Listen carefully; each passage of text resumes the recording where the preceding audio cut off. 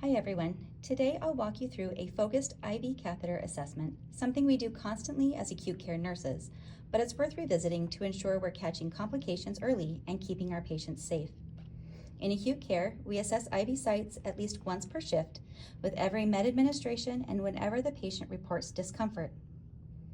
You will need at least a 3 cc normal saline flush, extra Curos caps, an alcohol swab, or Prevantix per your institution's policy to scrub the hub. Always start with a visual and tactile inspection. Look for redness, swelling, warmth, coolness, or drainage, all signs of possible infiltration, phlebitis, or infection. Lightly palpate around the site, not directly on the insertion point. A firm, warm, or tender area could be early phlebitis, while cool and swollen may suggest infiltration. If fluids are infusing, remove the infusion set to assess the peripheral IV. Scrub the hub with alcohol or Prevantix.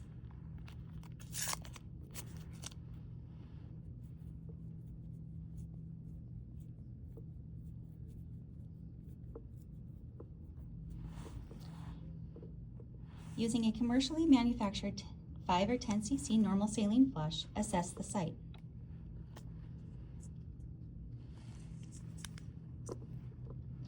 Flush 2 to 3 cc's, checking for ease of flush, leaking around the insertion site, any resistance, or patient-reported pain.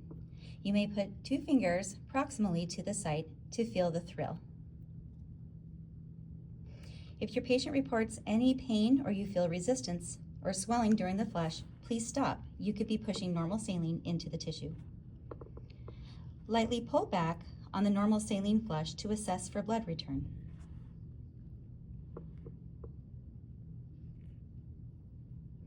For peripheral IVs that no longer have blood return, please assess the sites more often and more frequently, as there is increased risk of complications such as infiltration, extravasation, or occlusion of the catheter.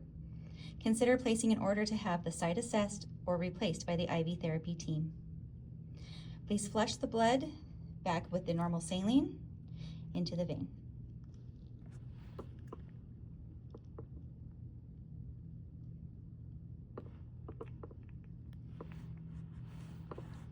Check the dressing integrity.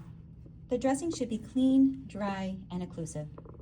If the dressing is lifting, moist, or if the site is obscured by blood, replace it using aseptic technique. The insertion site should always be visible through a transparent dressing.